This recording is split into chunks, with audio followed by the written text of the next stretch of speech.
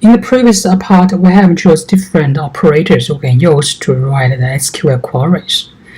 I'd like to clarify that for the queries we introduced before, they do not do any changes to tables.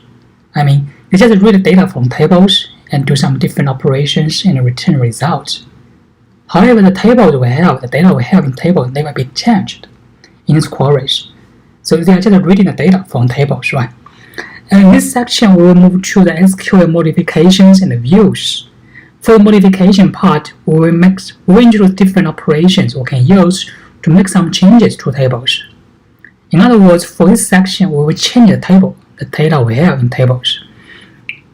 So view is a different concept. We will also cover these views as a second part for this section. And this view is also correlated with the modifications, and therefore we will introduce them in this section.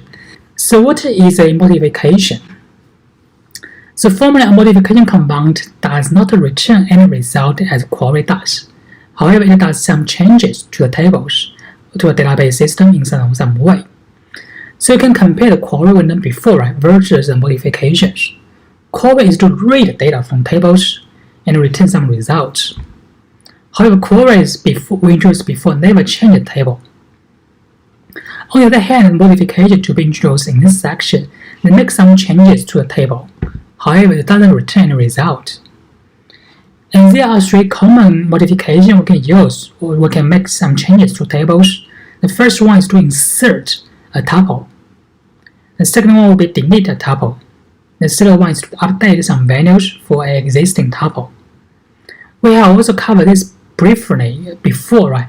If you still remember in the relational model part, this section, we also cover how to make some changes to table by insert, delete, and update some tuples in a table. So the first part is about insertion. To insert a tuple into a table, we can do the insertion in a very simple way. We can use this insert into, there's some result keywords, into a relation. This should be a relation name or a table name, followed by some values. Then inside the value, we have parentheses, and we have a bunch of values or attribute values inside the parentheses. And we have a semicolon denoting the end for the insertion. We'll provide you with an example. We plan to add some tuples into the next table. The next table has two attributes. The first one is drinker, the second one is beer. We will insert into the table the fact that Sunny likes Bud. So to insert this new data into a table, we can do so by following the template we show above. Insert into likes. Likes is the table name, right? Values, parentheses. The first one is Sunny. Sunny corresponds to the first attribute, drinker. The second one is Bud. It corresponds to a beer. They are both strings. And we have a parenthesis, and then we have a semicolon. So by writing the statement like this, we can insert into the next table with Sunny and Bud denoting the drink and the beer as a new tuple. So if we do the insertion in this way, by default we will assume Sunny corresponds to drinker and Bud corresponds to beer, right? And sometimes, if we have so many different attributes and we just insert a number of attributes in them, and we plan to specify the attributes in the insertion, we can do so, right? We also covered this before. We may add to the relation name with a list of attribute names. In this way, we can specify which of the attributes will correspond to for the values, right, to be inserted. And there are two reasons to do so. The first reason maybe is we forget the standard order of the attributes for the relation. Or we don't have value for all attributes. However, we want to insert a subset of these attributes into a table. And we want the system to fill in the missing attributes with some null or default values. We can do so by insertion with specified attributes for the relations, as shown at the bottom. So, for example, we plan to insert into the table the fact that Sunny likes Bud. And we can do the insertion like this, insert into likes. However, for the next table, we will specify the attributes or the order of attributes to be inserted. A, we intentionally put the beer in the front and drinker at the end.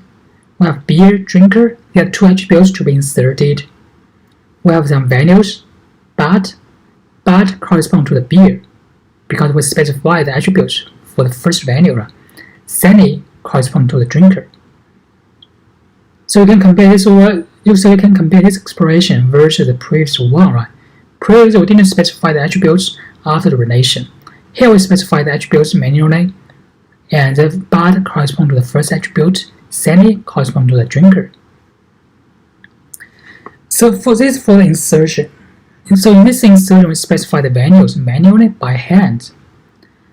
However, sometimes when we do the insertion, we plan to do the insertion by getting some results from some other queries, right? If so, then we can use this subquery to help us. So we may insert the entire result of a query into a relation by using the format as featured in the photos. We insert into a relation, we have parentheses. Inside it, we have a subquery. Then we have a semicolon denoting the end. We'll provide you with an example. We insert into beers. Here we also specify the attribute names. Either the name for the beer, we have parentheses, select beer from sales, and we have a semicolon. In this way, we insert all the beers in the sales table into the beers table, right? And also it corresponds to the name of the beers. Its name is the attribute, right, in the beers table. So in this way, we can insert so many data tuples at once and by using the subqueries. And this is another example. We do the insertion by using the subquery to help us. And let's assume we have a bunch of tables. The first one is frequency. In the frequency table, we have drinker and bar. And we plan to enter into a new table, portal bodies, with name as attribute. So portal body is table name. Name is attribute name in this table. So inside this table, we have all the Sunny's potential bodies. What is a body?